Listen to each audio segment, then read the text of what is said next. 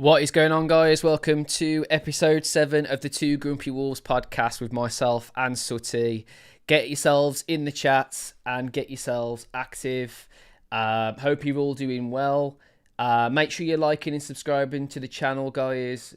Really helps us. Thank you so much for all the support that you've given us so far, man. It's been absolutely amazing.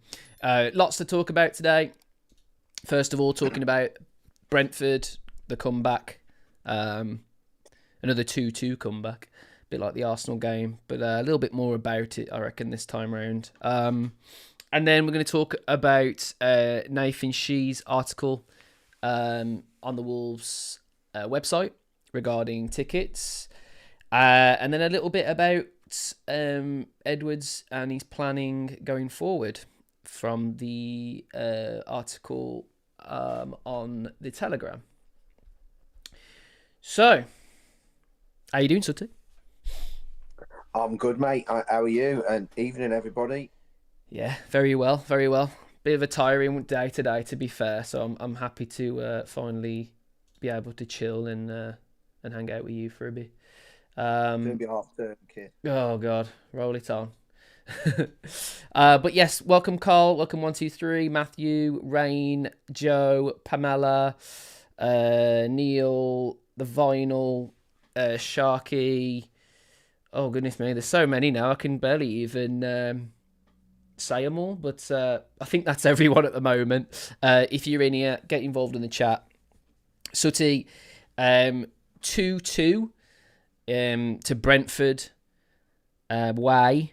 You went to it. Did you go to Brentford away? I did, mate, yeah. It's a trick question, I know you did. Yes. It was a good comeback in the end, but a very poor first half, in my opinion. Seemed to be every single game really doing the same thing where we just sit back and soak up pressure. But I just think in this one, we were a little bit naive after seeing in the second half that really all you needed to do was up the gears a little bit. I feel like it's a little bit of a waste opportunity because I feel like in that second half, give or take, we probably could have come away with 3 points there. So, what was your opinion of the game? Well, reality is, Dan, we've dropped points there. We should have got that win, mate. First half, up until when they scored, they did nothing, Brentford, really. And then they scored, and then in typical Wolves fashion, our arse falls out of our pants again. And the amount of times, my voice has only just recovered, I was screaming to cut the cross out. Cut the king cross out. We have let them have a field day in the first half with crosses. Yeah. Jackson Chichua and Hugo Bueno, first half, my God, they were dreadful, mate. Absolutely shocking. And they penned us in, basically. First goal, it's a great cross, but it's an unchallenged cross. There's no challenge on Potter's cross. And it's a great header. Yeah. There ain't a goalkeeper in the world stopping that. No. And it's a great header, 1-0. Do we learn our lesson? No. They've got their tails up all of a sudden. And then they hit us with a big long ball over the top. It's a great first touch, man. Oh, yeah. I mean, to bring it down, that's what you get for 42 million quid, by the way. That's what Brentford are paying on players, 42 million quid a player. And it's a great first touch. He took it away from the centre half and a nice, easy slide ball across the area. 2-0, bang. And I'll be quite honest with you, we were so lucky to not be 4-0 down by the time that we scored in the first half. So true. It should have been game over. They've absolutely tore us a new arse and shafted us. They properly have. And they would have gone in at half time after we've equalised, feeling really pissed off, like they'd let us off the hook. Yeah. And I can remember feeling like that a few years ago when we were 2-0 up, absolutely coasting at home against a Leeds United side that was shit. Mm. But we ended up losing 3-2. And I think Raul Jimenez got sent off that game. Mm. And I felt so dejected coming away from that game against Leeds. And the other night, when we come out in the second half, mate, we have absolutely fucking battered them. Mm. I mean, properly battered them. We've hit the bar, we've hit the post, we've scored. Mm. Tolu comes on, makes hell of a difference. Don't know what to do. Nathan Collins, don't like a big bloke. No. He hates. You can rough Nathan Collins up easy. All this stuff about, he's turned out to be a class player. Nathan Collins, he's still not a class player to me. No. He's always got a rick in him. And when Tolu come on, he's roughing him about, ragging him about. He's snuck in at the back post, 2-2. It's game on. We're the only team that are going to win it.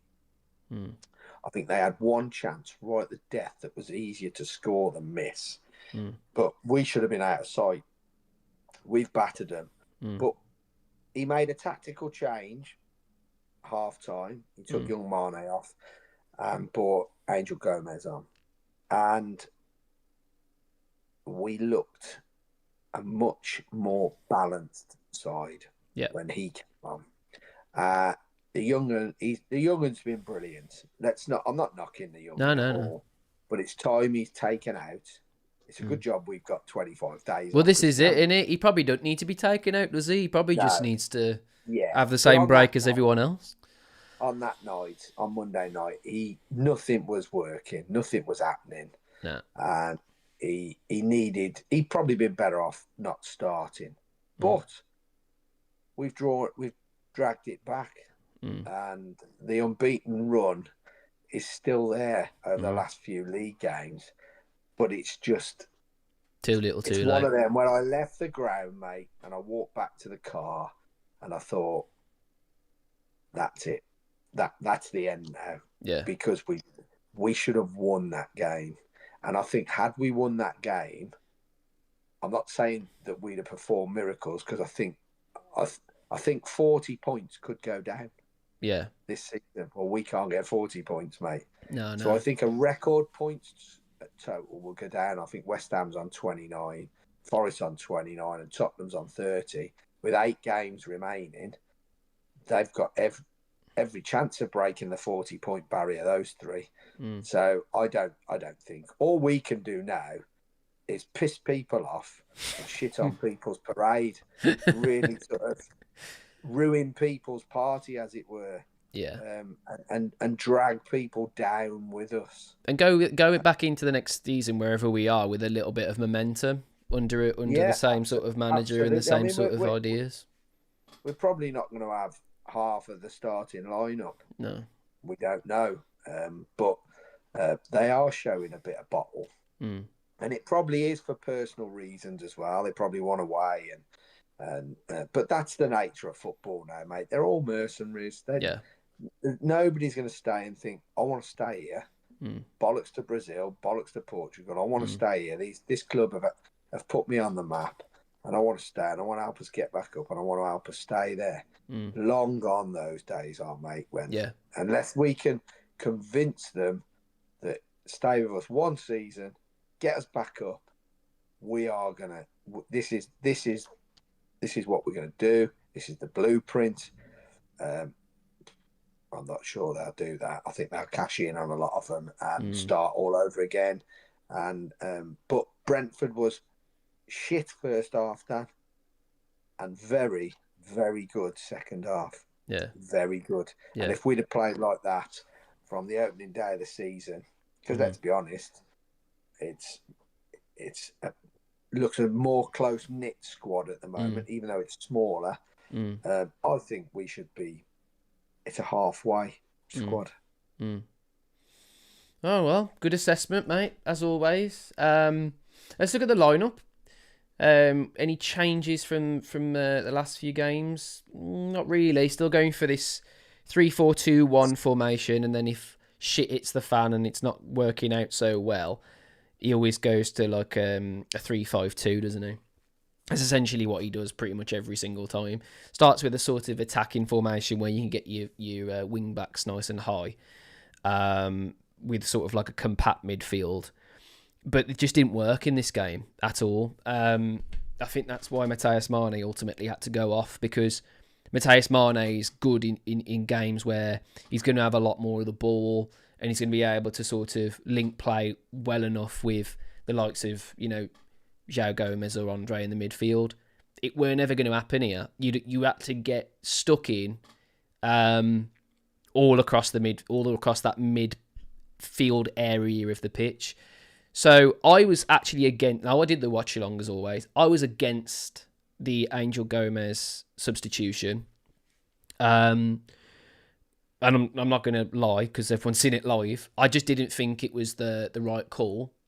However, he did grow into this game, but it was interesting where he started playing, because he moved João Gomez further forward, which was really interesting, and sort of sat Angel Gomez next to Andre, and those two kind of kept sort of helping one another should one of them lose the ball or get caught out of shape. And it seemed to work quite nicely. I don't think Brentford assumed we were capable of switching things up quite as far as that, because it was literally, Sutty, a completely different game plan. Now we just quickly say while you're on that. Yeah. Carry on. You're absolutely spot on when you say that we had a little diamond in midfield of Angel Gomez next to Andre, and the big engine in the pack, who is João Gomez. It's quite clear. Well, it's quite clear at half time, because they were out 5 minutes before Brentford. They've had a rocket shoved up their arse. Yeah. Get out there, do this. João Gomez, you press on, you be the top of a diamond, and you press them really high up. Do not let them have any time on the ball. And mate, it worked. Yeah. It worked. Damn Scott's shit himself. Basically, what you've just said. We were all a bit shocked when Angel Gomez come on. We thought, what are we going to do here now? It wasn't necessarily Angel Gomez. I mean, he did have a good half of football, don't get me wrong, but it was more of the shape change that changed things. Yeah. So I've heard a lot of people praise Angel Gomez, and he did do a really good job, don't get me wrong. But it wasn't him as personnel that changed the game for me, although he did have a few good touches and he got himself about a bit, which is good, really, because I haven't seen enough from him, really, to suggest, like, I wanted him to stay and what have you.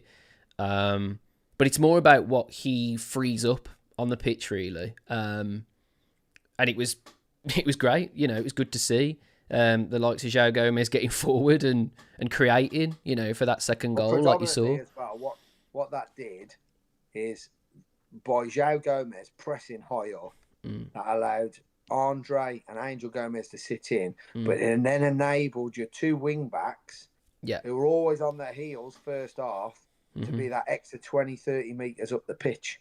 Yeah. And Angel Gomez is threading Chachua in at every opportunity. Yeah. And Armstrong as well. I thought I mean, we've sort of touched into it there, but if you're listening in and you can't see on the screen, we started with Sarr, Mascara, Santi Bueno, Krejci, Hugo Bueno and Jackson Chachua on the wing backs, Gomez and Andre as sort of like a pivot, sort of two pivot sort of midfield, and almost like 2-10/wingers. It was a strange start, really. I think we were trying to do too much wide, and it wasn't working. Mane was all out of position practically the whole first half, to be honest. And I think Bellegarde grew into the half, but considerably better, I think, just as that free roaming 10 just behind Armstrong. And yeah, it worked, like I say. Let's talk about the goals a little bit more in depth, because I think the defending was particularly bad in this one, Sutty. We've seen, as of late, Wolves be quite resolute, really, especially on crosses. We seem to be dealing with crosses every day of the week, to a point where we've been actually forcing teams wide because we know we can deal with them as much as we can. this was a particularly good cross. So let's be honest, that's also gonna help matters. It also helps matters that the cross wasn't actually aimed for who finished the action, which I think is what threw off. Who's it close to him? Was it Krejci that was closest? Yeah.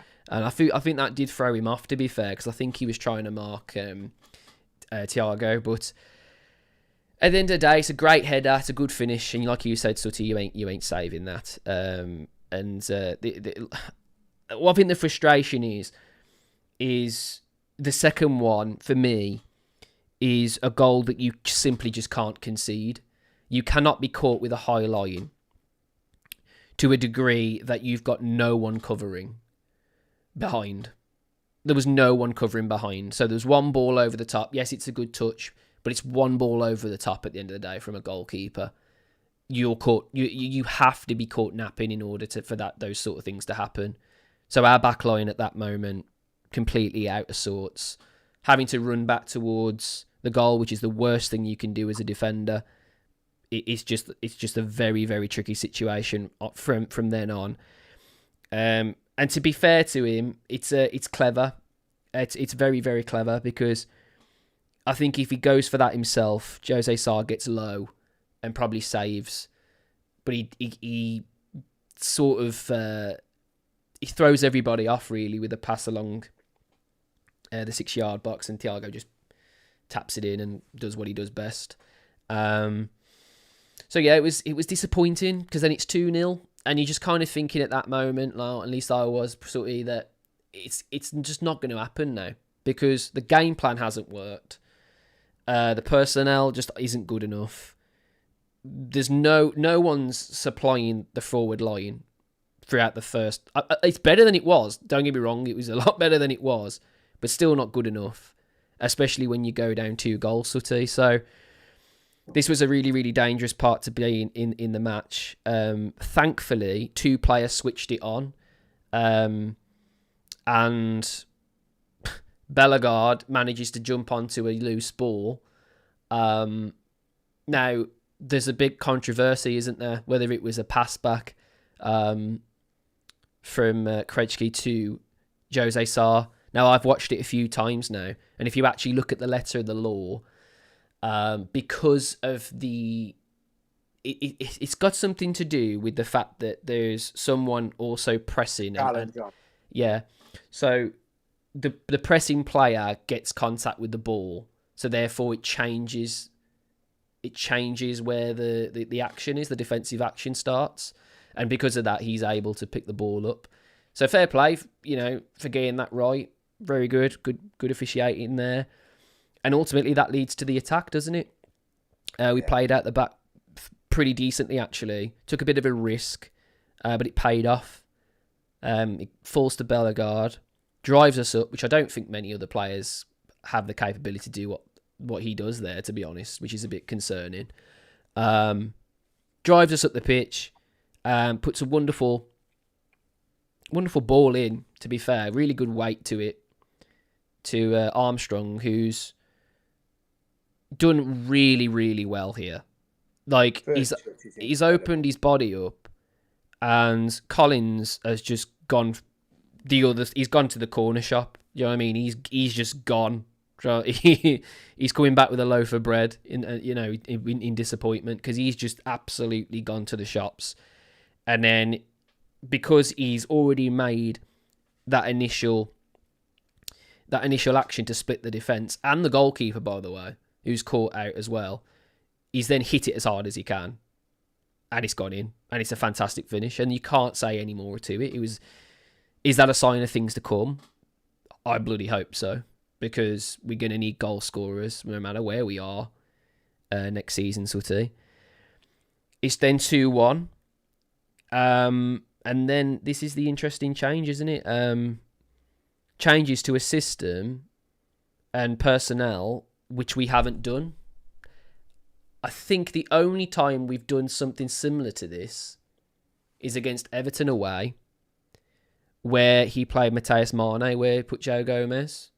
Yeah. And you know what? away from home, it does actually really unsettle a midfield, because they obviously want to get on the ball fast, and when you play in a system like that, when you're pinching in the midfield, they just couldn't handle it. And really, I mean, like you said, we should have scored a lot more goals. We've hit the post with a good bit of play, actually. But it's the goal, innit? I mean, you look at the goal as well, and I don't think many people have said this, but look at where Mosquera is. He's on the edge of the D. He's on the edge of the D. He's a centre back, and if he's not there, by the way, that doesn't happen. That goal doesn't happen. No. He makes that brave opportunity to get forward.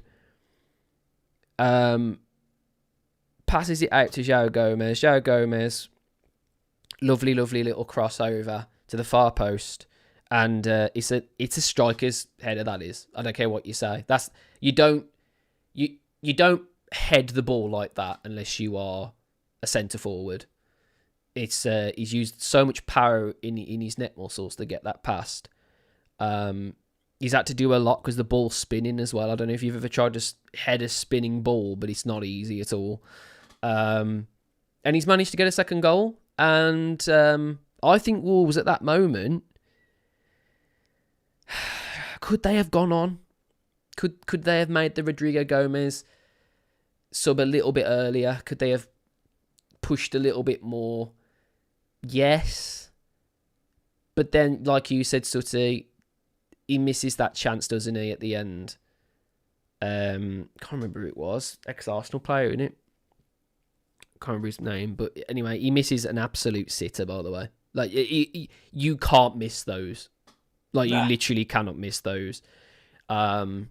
He's got a head like a 50 pence, apparently, because it completely comes off the corner of his head and then it goes wide, thankfully. And at that moment, you probably do take 2-2. So it's an interesting one, really. But yeah, I was impressed with the substitution, and I was impressed more so with the changed game plan. It took me by surprise, to be fair. I honestly did not expect it at all. Reece Nelson, thank you, Carl. And yeah, 2-2. What was your sort of thoughts on a point, Sutty? Because it's not great, but it's an away point, I suppose, and they're a good team, Brentford. If you'd have been 7 or 8, you'd have took that point all night long. Yeah. But it was, for me, it's 2 drop points. And I'm not knocking them. I'm not having a go at them. Because the second half was brilliant to watch. I mean, coming our way as well, towards the away supporters, and I was behind the goal. It was a great watch. It was as if, the away support, mate, incredible again. And a lad, I was walking back to the car after, and a Brentford lad said, best he's seen at Brentford this season. Fair play. Away support. He said, for where you are, he said, it's incredible. Oh yeah, the support well, I'm not saying we, because I've given my fucking season ticket up, but the support you lot give at these games is phenomenal. It really is. But the interesting thing is, though, Sutty, sorry, I just need to point this out, is that our XG was not at 0 in the first half of football for the first time in a very long time. So there is attacking intent, which is good. I just think, personally, they need to start games better. Yeah. Because I get the game plan, soaking up pressure, but you could do that for 10 to 15 minutes at the start of the game and still assess a team, in that time. I know you probably want the big talk in the dressing room without all the distractions after. But I just think you can't really play every game like that, because it's only going to take one mistake or one lapse of concentration, and then you've got a mountain to climb, haven't you?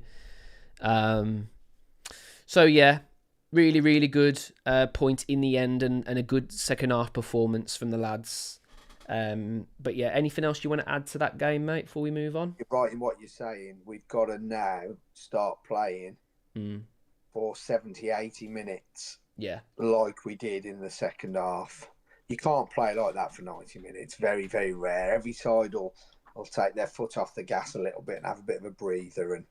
But all this sitting in, waiting, trying to nullify your opponent without doing anything, you'll lose more games than you win doing that. And you can't do that next season in the Championship. You've got to be on the front foot, and you've got to put teams to the sword. And it's my only criticism of him at the moment, because you can't knock him for getting a tune out of the team. I'm still very undecided on Rob Edwards tactically. Yeah. Because I think we've got a squad of players at the moment that are they've got nothing to lose. Yeah. They're just playing for themselves now, not playing for Wolverhampton Wanderers really now, because we won't stay up. So they're playing for their own personal future and their own personal moves, and to earn more money. That is the nature of the Premier League, unfortunately. Once you're in it, you don't want to come out of it. No. So I am sceptical, as I said last week, and I'm consistent on this. I don't see major tactical nous here where I can foresee us steamrolling teams next year. Because if it's this sit in and wait and then just try and nick a goal here and there, that is going to backfire on us majorly next year. We're going to be the big fish, or one of the big fish. So we've got to go out, and no matter where we play, whether it be Molineux, whether it be at St Andrews, wherever, anywhere, Hull, Leicester, anywhere, we've got to go there. We have to be favourites. But the thing is, with being favourites, is you're there to be shot down.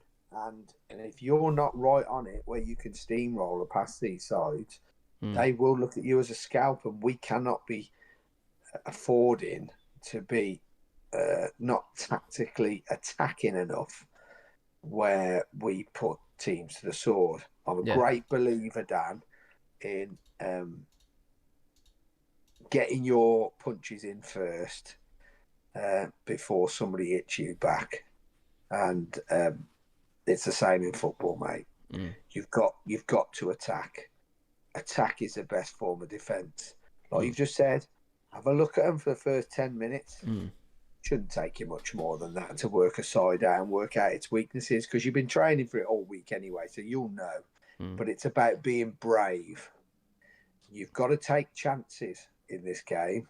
I don't mean take chances in front of goal. Well, you can see what taking chances does anyway, because let's be quite honest with you.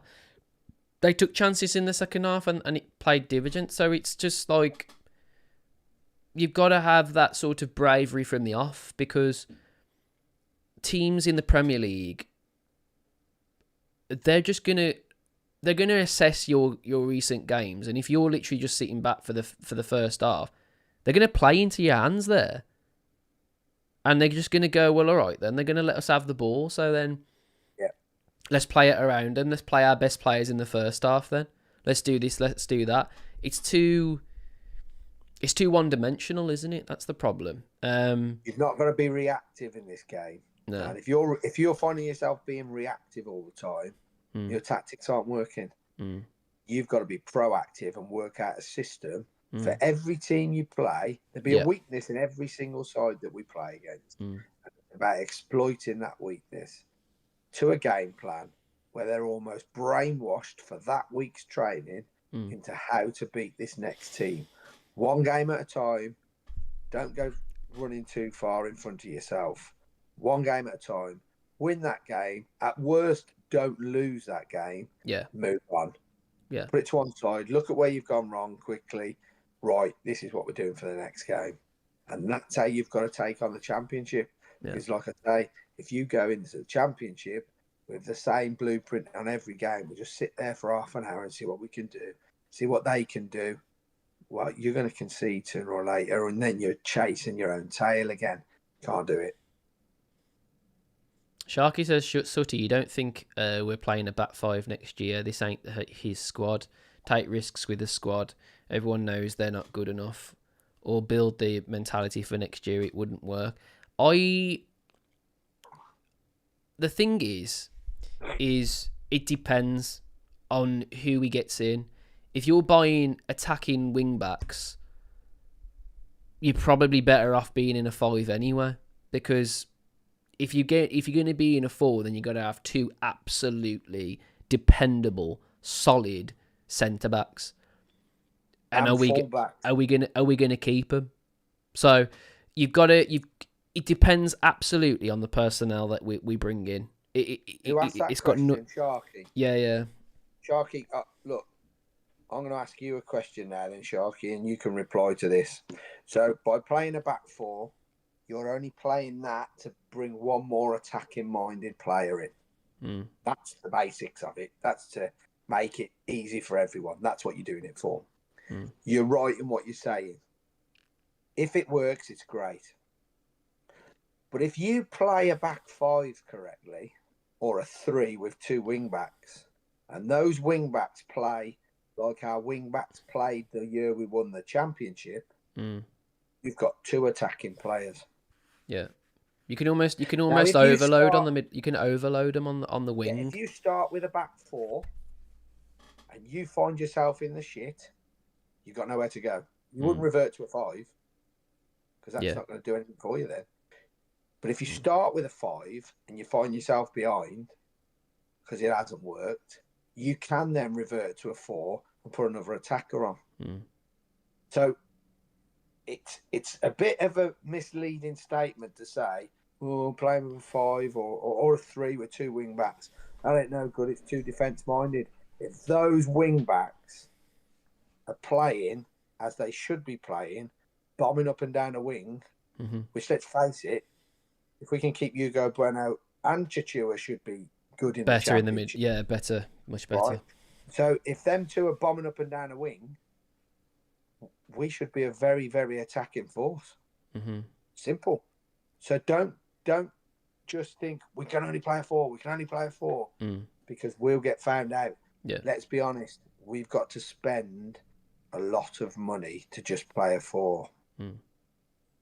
And the DNA of this side over the last 10 years has been a 3. They've tried to do a 4. Nuno's tried it. Bruno Lage has tried it. Gary O'Neill's tried it. It's never worked. Never worked. Yeah. So I've got up here the statement from Nathan Shee on what he calls, and I quote, a football first direction for Wolves. That's what he says. Which again, I'm going to echo something that Sutty said not long ago. It sounds great, but we need to see it, don't we? But yeah, let's have a look at what he said. So he said, we are changing the way we do things at Wolves. It must always be football first, and around that we are building greater clarity and accountability for longer term thinking to create a better future. So right away on that one, for me, what he's trying to say there is he's clearly spoken to enough people now to know that Wolves haven't been a football first club for a very long time because of the likes of Jeff Shee wanting to tick boxes and please his tourism sort of style of a football club. And if absolutely you need to be football first. And it honestly sounds like, well, obviously, clearly, like you have to be football first. But let's not forget, can you honestly say with a straight face that this football club has been a football first football club? We haven't. Absolutely not. Sometimes it's felt like it's been the last thing on Jeff's mind is football. He says this is not about short-term reactions. We have the support and long-term commitment of our owners, and we have the responsibility to them and our supporters to put the right structures in place at Wolves so we can build something we are proud of again. So basically just saying, you know, he's got the backing of the head honchos, and again, that's massive if that's true, because that I don't think they've really got involved anywhere near as much as they probably should. So yeah, sounding good as always. Sounding good, but let's see. Since arriving at Molineux, Nathan has met with staff across the club, council leaders, and recognised the importance of supporter engagement. Has also had structured dialogue with representatives, including the Fan Advisory Board, the 1877 Supporters Trust, and the Fan Alliance, as part of a shaping in towards that direction. You know what I don't like about this is that I don't know if it probably wouldn't spin on a whole PR thing, but I'd be interested to see what his take was, like Fosun in general, on the actions that everyone did on that Manchester United game. Like I'd like to see the cogs turning around, you know, all of that. But like I said, it probably wouldn't spin with PR, would it, Sutty? So I don't really know how they'd be able to word it without, I don't know, upsetting the masses. Well, the Man United protests, Dan. Well, we all know that without that single one protest, and there were many protests before, and obviously Man United protest, 4,000 people stood outside for 2 hours, whatever it was, and that was sort of the slippery slope that became tumbling off a cliff for Jeff, because the following evening he goes and does a live WM radio interview, and he digs his own grave. That's fact. Without that protest, without the Taiwan flags and that, make no mistake about it, he'd still be here. Jeff Shee would still be here. Yeah. Anybody that thinks, no, he was going anyway, you're a fool, because he wasn't going. He was going nowhere, because he was making a spreadsheet look very, very healthy, sending it back to China, and they were thinking, oh, Jeff's doing well, let him crack on. Yeah. So you've got a fan base that awoken that night, and not only did it happen outside, but then you've got huge Jeff Shee banners, Shee out banners on the South Bank in a televised game that's screened worldwide, all over China, every country in the world virtually, and everybody would have seen it. And he's had his arse kicked from Molineux all the way down to London. What the fucking hell's going on, type thing. So it did work. Now, obviously, I've met Nathan Shee, and Nathan Shee, from the 3 hours I spent with him, is no mug. But what we always must remember is Nathan Shee is employed by Fosun International. Yeah. And Fosun International have now basically got to do a full 360 and say, we've got to change how the running of this club, the direction of this club, and what our outlook for this club is. And the first thing that they must do is, this season, they have got to forget making money in this closed season. It's not about making money, because I sat in that meeting in the boardroom where he said to me and 9 other people, with his trusty colleagues next to him that we will punch our way out of the Championship. Now, to punch your way out of the Championship, you've got to spend, I think, with the players that I think will leave, which they agreed would leave. Yeah. They did agree. They didn't say, no, they're going to be staying. They agreed they'd leave. So you've got to be spending £150 million as a minimum to, in their words, punch your way out of the Championship. So the season ticket prices are good. You can't really ask for much more than that. A quarter knocked off across the board.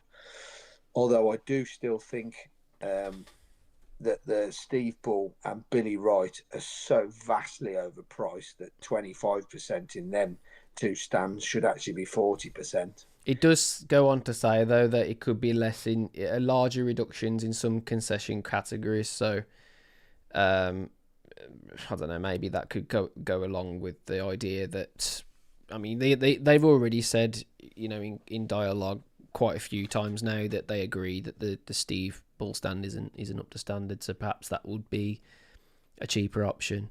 Well, it should be, because it's not up to standard. It's not fit for purpose. You can't sit down in the Steve Bull without kneeing somebody in the ear in front of you. Yeah. And likewise having somebody's knees in your ears behind you. So it's not fit for purpose. It's certainly not worth 800 plus pounds per year. It's an absolute disgrace. And if you look at it from the outside, my God, it wants knocking down. It's disgusting. And he actually said it is not good. It needs attention. He has open dialogue with the council, with the city council, which is good, because Jeff lied that the city council were putting the kibosh on any redevelopment of Molyneux. Bullshit. Jeff's just a liar. If Jeff was watching this tonight and he wanted to come on, which I know he wouldn't, I would willingly sit here and say, Jeff, you're an absolute liar and bullshitter, because that's what you've done. You are a businessman, not a football man. Now, Nathan Shee's a businessman, but he's been given the remit that this football club must be back in the Premier League in 18 months. And if it's not, he's sacked. And you must do whatever it takes to get it back up. Now, that says to me that they got to spend big money. Yeah. There's no two ways about it, mate. You've got to spend big money now. There are players in the Championship on 50 grand a week. So we must be matching. We must be the big payers in the Championship. Simple as that. We've got to pay it. Goes on to say, it has been a busy, important few months. I spent that time listening carefully to our staff, the City Council and our supporters. When we listen properly, we make better decisions and we move forward together. We believe in the importance of our people and improving in all areas, and we have already made key appointments on the technical side, particularly in our data analysts and performance teams, which absolutely did need backing, by the way. Haven't been used anywhere near as much, relying so heavily on Uncle George. It's unreal, by the way. We absolutely need to start using these systems and becoming a little bit more data focused, like your Brentfords by example, and use talent. You know, like, these people, they're there for a reason. They're not there to just be told no and shut the door on. It's just, I'm glad that he said that, to be fair. And in fairness, it has kind of backed up, to be fair, today, because it's come out that we've hired someone for the academy to run alongside what we already have, which is obviously good, you know, to see some improvements there. So, you know, if we keep seeing different people coming in and improving things, then, you know, he's backing up himself there, which is good. Am I right in thinking, Dan, that every one of our men's teams is bottom of the league? I heard say that the under-21s and under-18s are bottom of the league. Oh, Christ, really? I didn't know that. That's what I was told yesterday. Somebody in the comments, I'm sure Carl Whitehouse will put me right on that. If that is the case, that and I know the women are doing really well. So, but I'm on about the men here. Yeah. If that's the case, that tells you everything from top to bottom of this football club. If that's true, because you can't fake that. That is just digression. That's just it's proof that's in the pudding. You know what I mean? We're seeing it. Those sort of things don't paint any sort of pictures other than clarity. So where was I? Over the next few, we've done that bit. We are looking to add inspiring leadership and exciting talent with strong experience to complement and support the already excellent people that make up the staff at Molineux. So, people that hopefully are doing the footballing, sort of making the footballing decisions instead of it all being relied on one person and his bloody Xbox controller. A key part of the reset has been reviewing the general admission ticket pricing ahead of the next season. I'm grateful for the constructive discussions with the fan advisory board, where season ticket pricing was a key focus.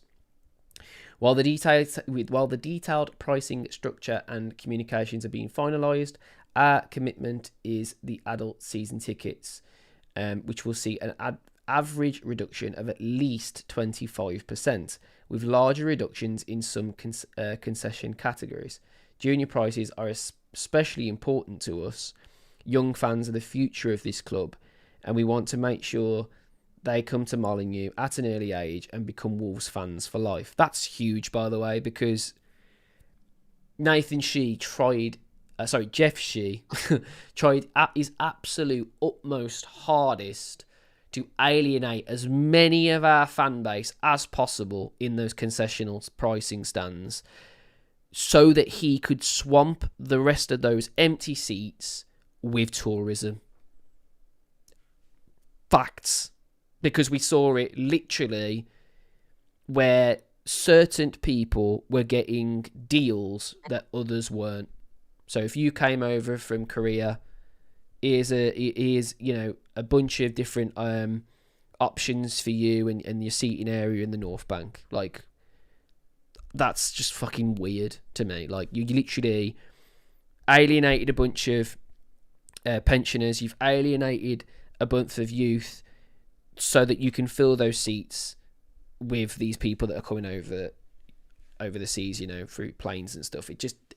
It doesn't really paint a nice picture, does that sort of? Danny, he even tried to up wheelchair prices, disabled prices, which would have made, I'm pretty sure, disabled seats, I think there's 150 in Molineux, wheelchair seats. And I think the money he was going to make through the increases when he tried to put all the tickets up was £30,000 across the season just on wheelchair and disabled prices. And let me put that into perspective to everybody in the chat. That 30,000, it was 33,000 quid that what he would have made over a season, but it was almost doubling their costs to get in. So that's 2.5 days of Fabio Silva's wage at the time. Jeff Shee was an absolute bastard to this club. Anybody in the comments or anybody on social media that backs him, I will rear up on you, because I can tell you now, Jeff Shee is one of the worst things that ever happened to this football club in the 10 years we were here, because the blueprint of Jeff Shee was to get us in the Premier League. Absolutely. Give us a European limelight. Absolutely. Well done. But then it was all about bringing players in and making money.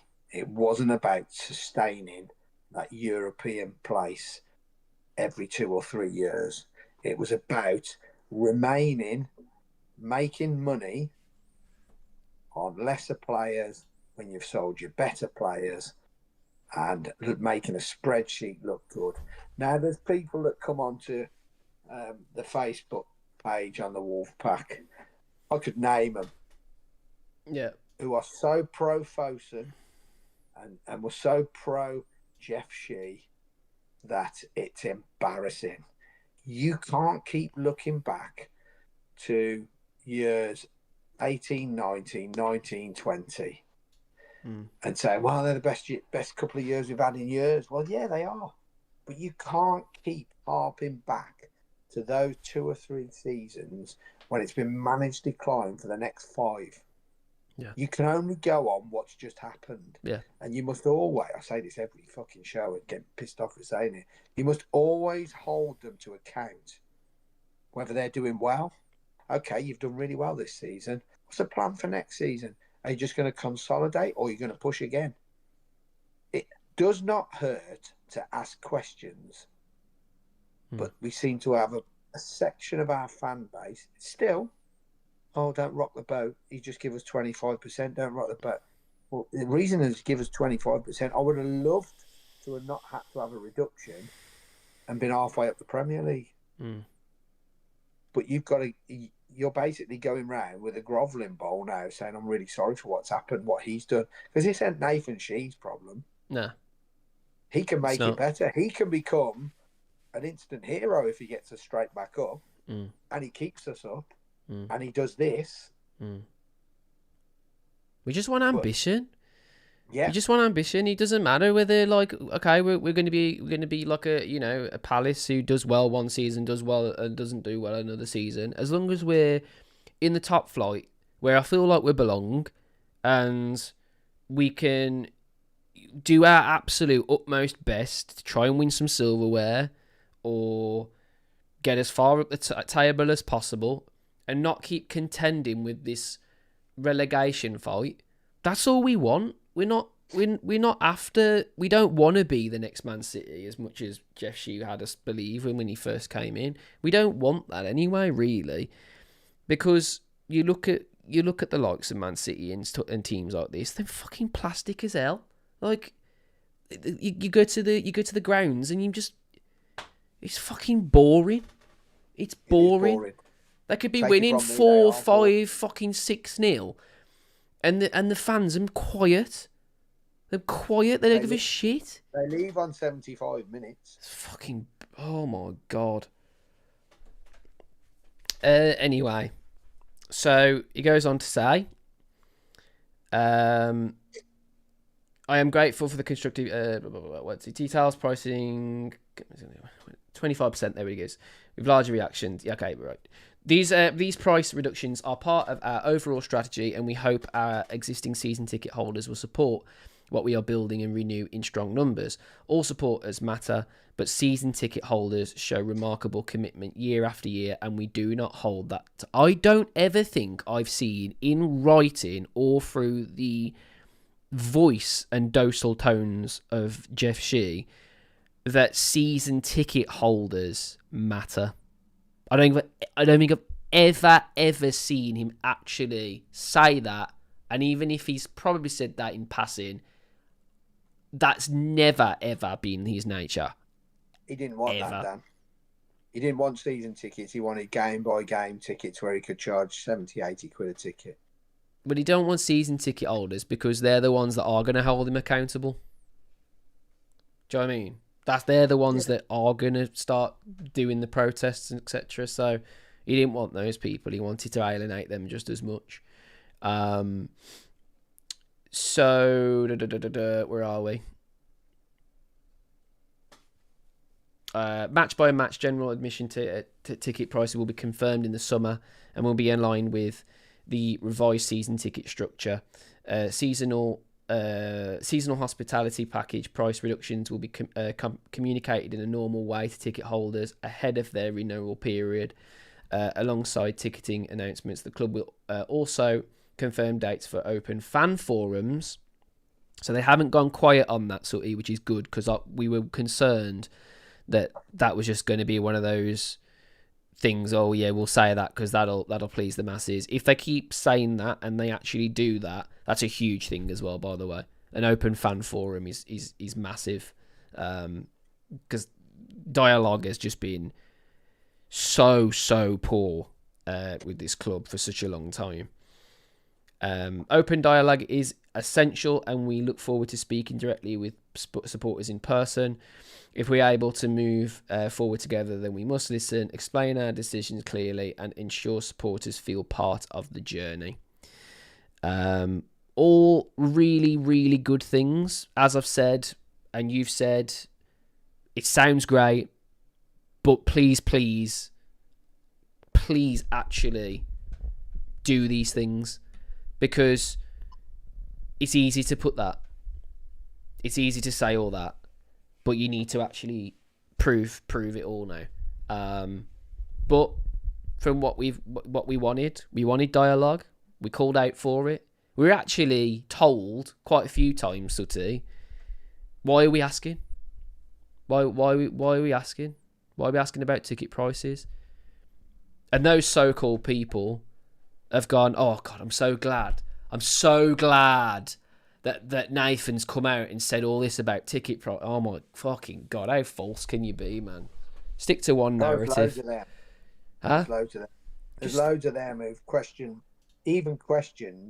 why are you bothering going to see him? You're not going to get anything out of it. Yeah. Well, they're all going to get something out of it. Yeah. Any of them say that to me again, and I'll say, well, you put your name forward then to keep paying you 730 quid behind the goal. You volunteered to carry on paying it. Because we have got narrative with them now, and like fans forum, it was pressed on. I mean, fair play to Dave off Always Wolves. He actually brought it up and said, it'd be a real good step forward. Yeah. If you agree to it, and he agreed to it straight away. No messing, and he said, yeah, we'll do one in July time, and we'll try and do 2 a year, where up to 200 people can go. Now, we as podcasters, I know I don't have a podcast, not my podcast. Yes, you fucking do. But it's the podcasters basically said that you'll get put into a ballot, and you'll get an invite to go to this fans forum. So if you get an invite when it does happen, please go. Yeah. Is it 200? 200, yeah. Yeah. So please go, because it's like winning the golden ticket, and you can ask anything you want. This guy will answer your questions. I promise you now, he's not going to sidestep anything. He wants to be an open book. And as we said to him in the meeting, if you've got bad news, we'd rather hear it than nothing. And then it just happens. Yeah. Just keep dialogue with us. And he's promised to keep dialogue with us. There's a lot of people, not me so much. I mean, everybody knows I was just militant. That's me, unfortunately. Well, I don't think it's unfortunately. I think you have to, at times, fight the fight for the greater good. But there's a lot of good people on these podcasts, and I could name them all, from Dave Has a Party on Talking Wolves, Ryan Lester, Wolves Report, Little Dan on the Fancast. You got Dave on Always Wolves. You name it, they're all there. Everybody was there, and they put a lot of work and effort in to get that meeting. Kieran Newey from the old Wolfpack spoke eloquently, and without these people, and you can say about, they only went for tea and cake, that is bollocks, because I can promise you now, if it had been a tea and cake meeting, I would have got up, told them they were a load of fucking idiots, and walked out. I would not have stayed. But it was a very productive meeting that we got a lot out of. Okay, it went a bit quiet after, and that did concern me for 4 or 5 weeks. It went very quiet. But you've got a reason now. There's a 25% minimum price reduction on your season tickets.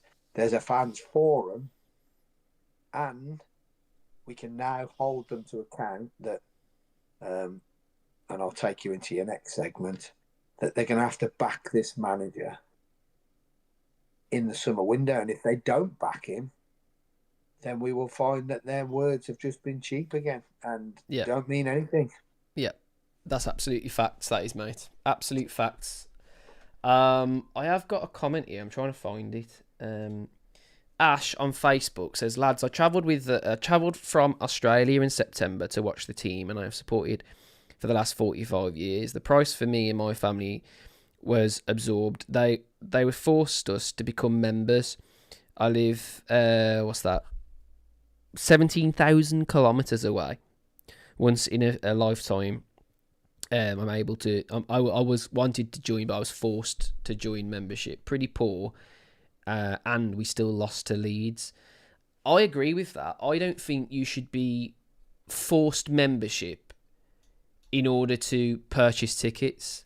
I just think that's counterintuitive, because you're going to basically alienate so many people if all of a sudden you can't just go to one match, because then, you should really, as long as you get there first and there's a seat available, regardless of you being in Australia or Timbuktu, you should be able to purchase that fucking seat. You shouldn't have to join some fucking membership thing. I think that is bang out of order. So I apologise you've had to go through that, Ash. That's fucking rough, mate, to be fair. But we, as Wolves fans and what have you, we appreciate the commitment, because that's huge, mate. That's enormous. I mean, I only live fucking 15-minute drive away from Wolverhampton, but, here's me fucking cutting up my season tickets. So I can't say too much in terms of that, but, yeah. Well, tell Ash, yeah, the next time he's over, if he wants any tickets,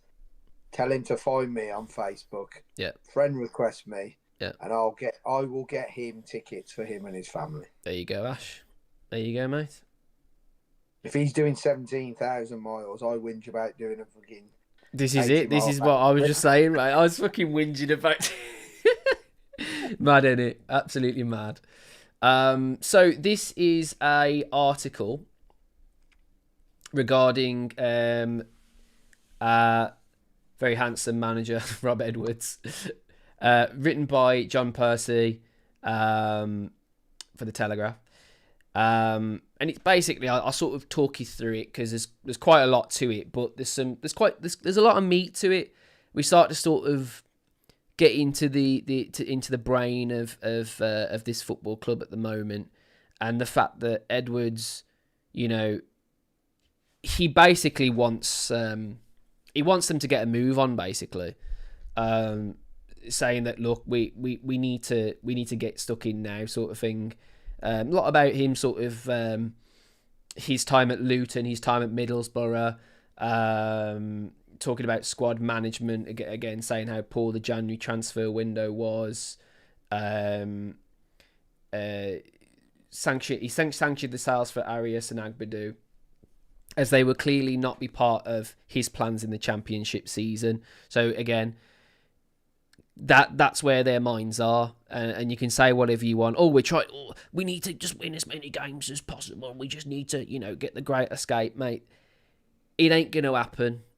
It's a more sensible option to sell them while you can, get rid of players that don't want to be here, and fucking start to build for the Championship. It's just a super more sensible, logical option.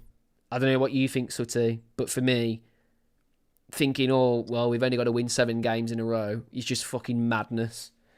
That's Champions League form with a Championship side. It's just ridiculous. You're not going to do it. No.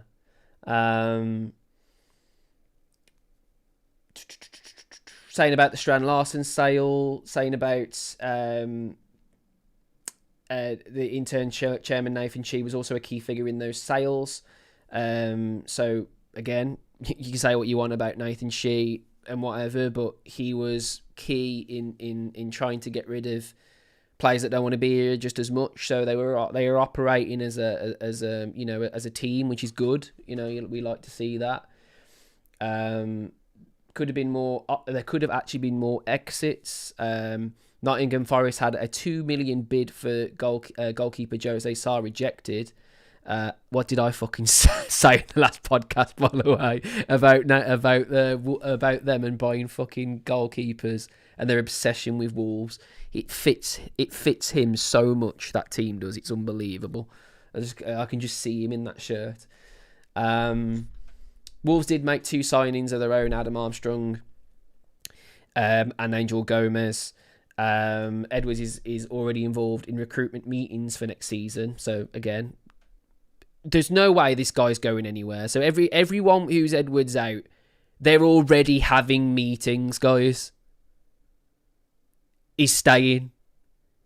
You don't have these meetings if someone's going. It doesn't happen like that. They're already planning. They've probably got a shitload of players already spreadsheeted. There's probably agent talks coming out of the arse. You know what I mean? And end of the day, it is what it is. Like, he's fucking staying, and they have to back him if that's the case. I'll stick to my guns and say, let's be honest, great guy, but if you're giving him upwards of, I'd say 60 to 80 million is what they'll give him. I can't see it exceeding 100 million. Just can't see it happening. I just don't think it's financially viable for him to do that in the Championship. Because if you get it wrong, you're fucked, basically, on the first time of asking. You give him all that money, he goes out and buys all them players. You are literally fucked then, because you spent literally all the money. You're probably better to just give him a decent chunk and see what he can do with it. What I think they'll do, Dan, I think they'll give him about 80 in the summer. Yeah. And I think if we're really pushing for it come January, I think there'll be another 30, 40 million available. Yeah. He says he wants Wolves to move quickly so he can have this squad together in good time for pre-season training. The Wolves strategy is likely to centre on a mixture of homegrown players, young talent, and a sprinkling of overseas signings. So that says it all. It's not going to be, Uncle George, can we have blah, blah, blah? Can we have blah, blah? Who have you got instead of this? Blah? No. Like, they're doing their absolute best to get in homegrown players, which is brilliant. I love to see that. That's going to help a lot for this team, because we've just not focused on it anywhere near enough. Sprinkling of overseas signings, I think people will probably look at that and probably think that's not very ambitious, but let's just wait and see, I guess. I mean,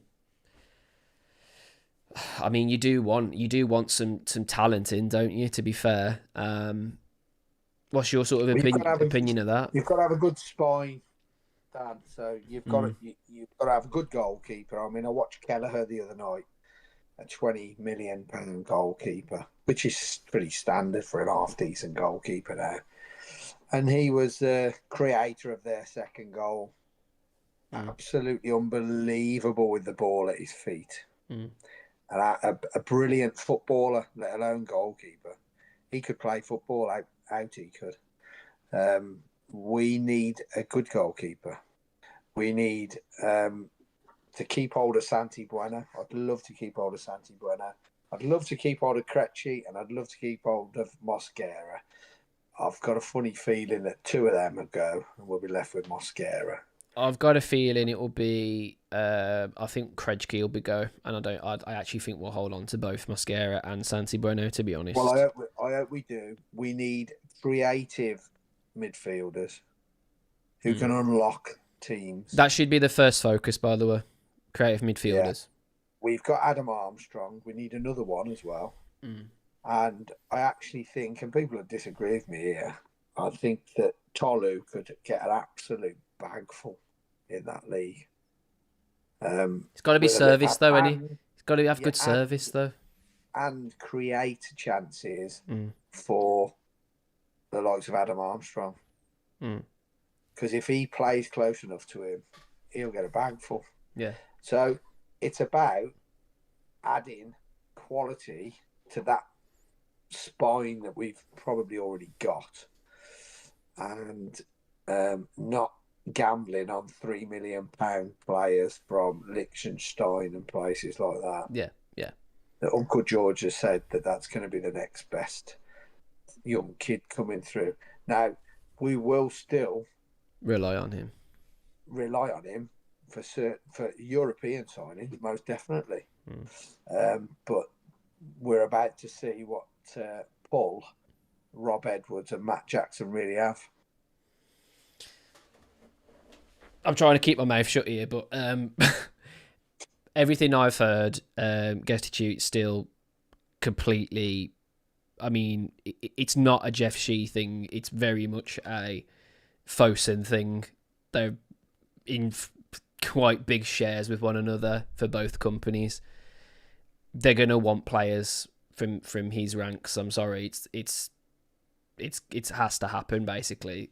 I think that's one of the main reasons why Fosun are even still here, to be honest, is the fact that we have this relationship with one of the top, probably the top agency. It's the biggest one in world football. So I think that's one of the reasons why they're still here, actually, because they're making decent money and future money because they're in shares with one another. So if one starts doing better than the other, then they're both making money. So it's a win-win situation for them. So Gestitute is definitely still going to be a major part of Wolves recruitment. But he says here Tom Green was recently appointed as club's new head of performance oh my god, I can never say that word. Analytics. There it is.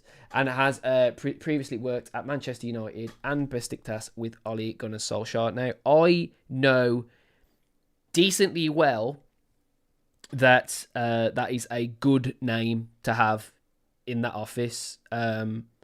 He was really, really good for Manchester United and got a decent chunk of players that are doing well now.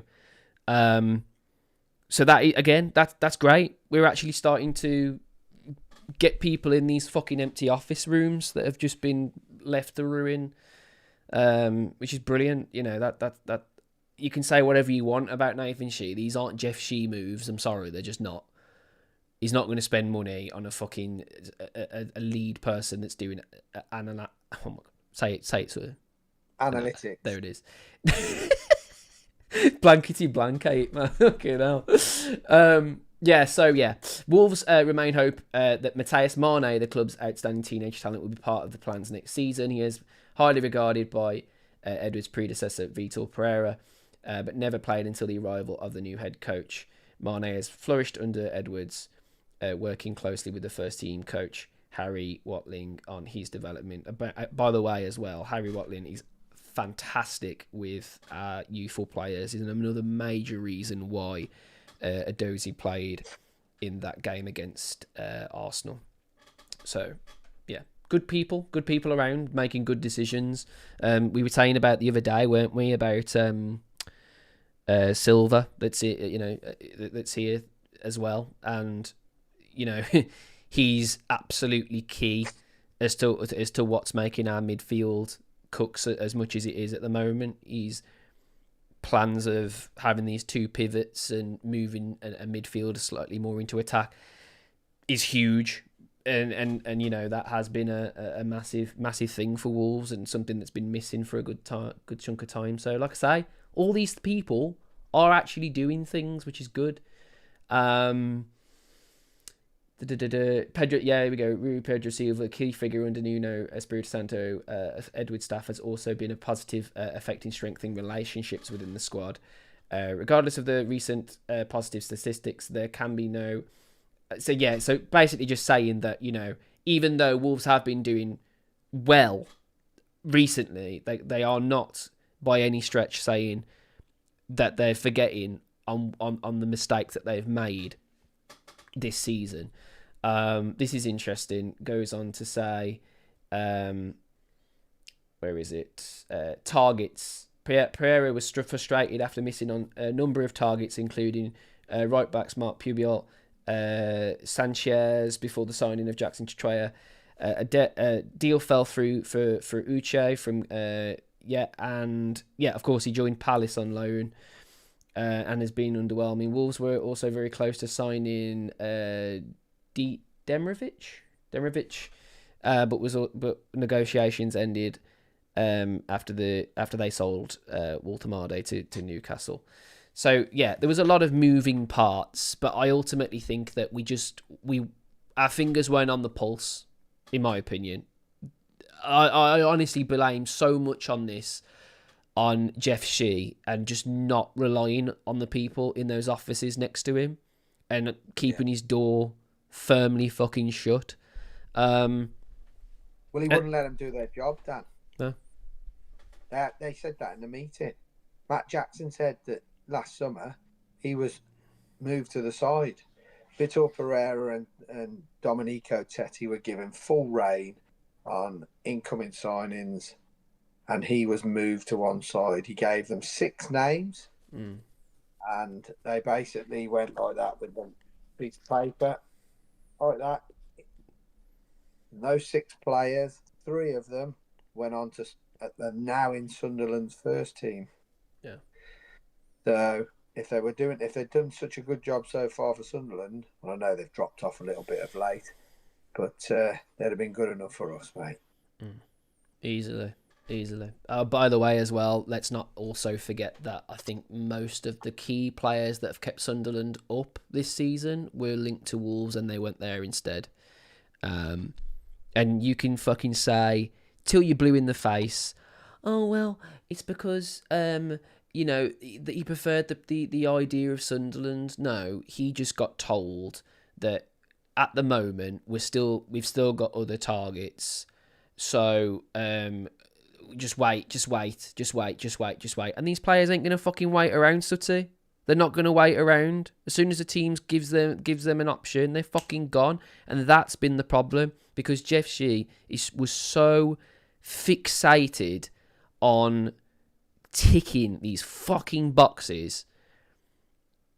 It went any of these players, it went completely out the window. Yeah. Like, I know, like, people, that were waiting by the phone and they're waiting, on lights, yellow. Okay, brilliant, green light. Right, get in the taxi. We're going to go and pick up whatever his name he's from fucking Paris. And then literally last fucking second, because things aren't aligned entirely with the club, all because of Jeff Shee, is fallen through. And that is exactly why we are at where we are at in this season. Why every single thing, he is the common denominator. And I'm sick to death of being told when I'm doing my watch-alongs, why do you keep blaming Jeff Shee? He's not even here anymore. It's blah, blah, blah. It's the... No, mate. The reason we're in the shit that we are in now, the reason why we're getting relegated, the reason why we've never been able to hold on to players, the reason why we've got no fucking ambition, the reason why players are literally having medical, Sutty, and still going to all the clubs. Yeah. I gotta be careful what I say, but Danzo, mate, Danzo, he landed in Birmingham to come for a medical. Then they said, "Oh, Tottenham want you," so he said, "Fuck it, take me there." It's not even just that though, is it? It's clearly because, again, our fingers just are not on the pulse, and we're relying so heavily on that final yes. Can you answer, Jeff? Quick, Jeff, fucking turn off Fortnite, you fucking nerd, and tell us if it's actually gonna happen or not. Do you know what I mean? He's here like this. He's just fucking like. He's here like this. He's like. Hang on, 5 more minutes. 5 more minutes, Mum. Fucking nerd, man. At the final stages of Fortnite, tossing himself off under the desk. Don't. I'm in a top 10 situation here. Don't disturb me. But we got Kevin Danso wants to sign. Fuck it, I'm on the final fucking level. Fucking it. I'll talk to him when I've done this level. Oh, mate, you laugh, but honestly, it's not far off from the truth at all, man. Like, the things that I've heard about his football manager escapade is fucking so embarrassing. It's unreal. Like the fact that he signed Fabio Silva because he was banging in fucking goals for him on Football Manager is just fucking hilarious, man. It is that bad. It is funny. Fucking hell.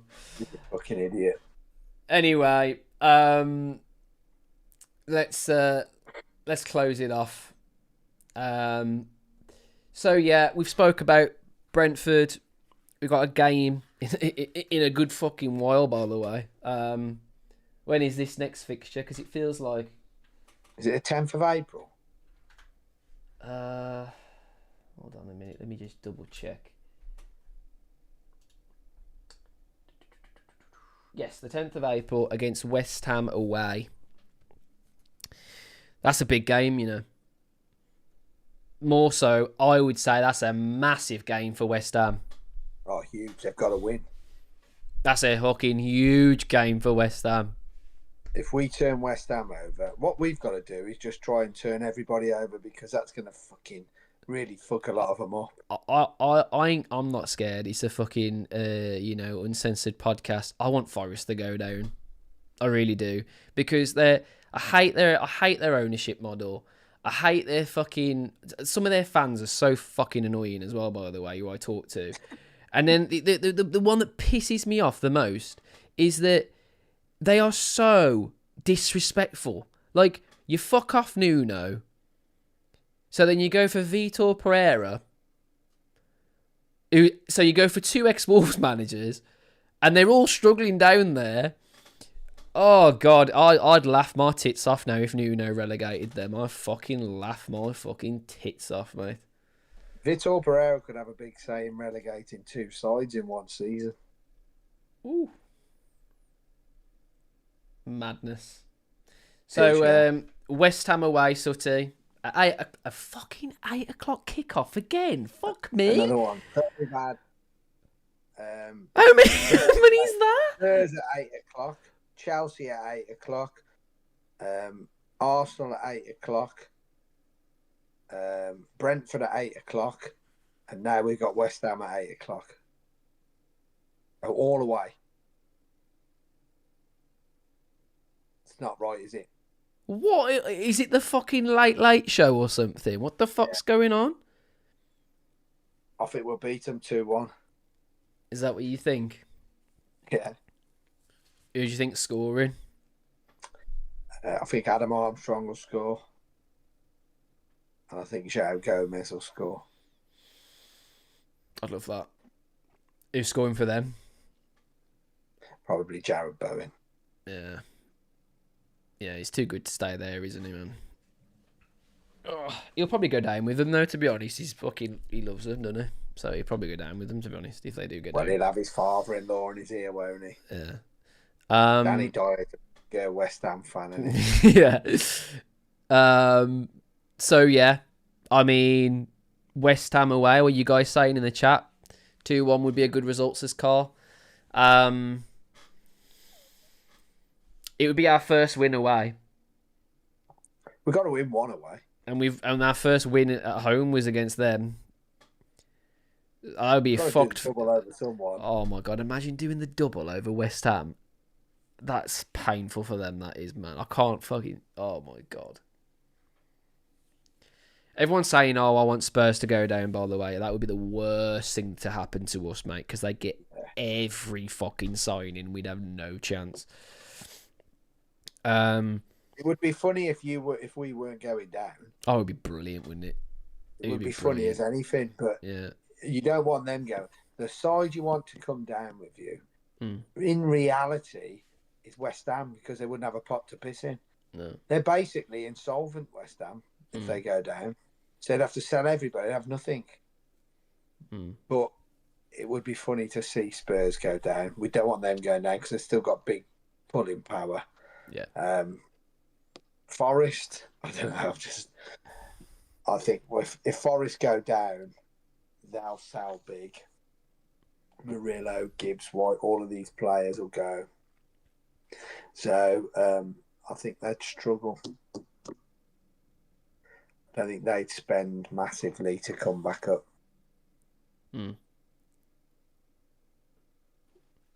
Well, okay. I'm going to say... I think it's going to be a fucking draw again, isn't it? We're going to be a team that just draws a load for the rest of the season. I can't see them beating us convincingly.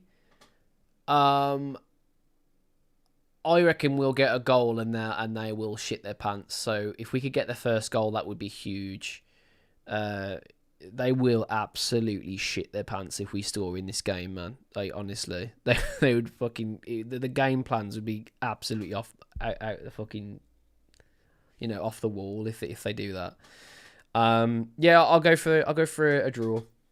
I might even go for another fucking 2-2, to be honest. It just seems like... Or maybe a 1-1. Go for a 1-1. That's what I'll go for, a 1-1. Nice. Yeah, on the 10th of April. So we've got a good chunk of time before then. Sutty, we're thinking about doing another Two Grumpy Wolves podcast on Thursday, and we may or may not have a little guest, which should be really, really fun. And we'll talk. And if you keep a hold of our social, you'll get to see exactly who that is. But he's a bit of a legend around the South Bank, let's say. There you go. There's your clue. But yes, thank you so much, guys, for watching. Make sure you're liking, subscribing to the channel.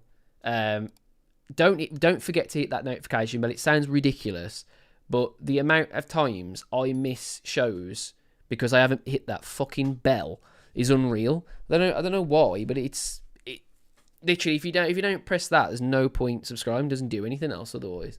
Stupid. Really dumb. But yeah, thank you very much for being here, guys. Sutty, it's been a pleasure as always. And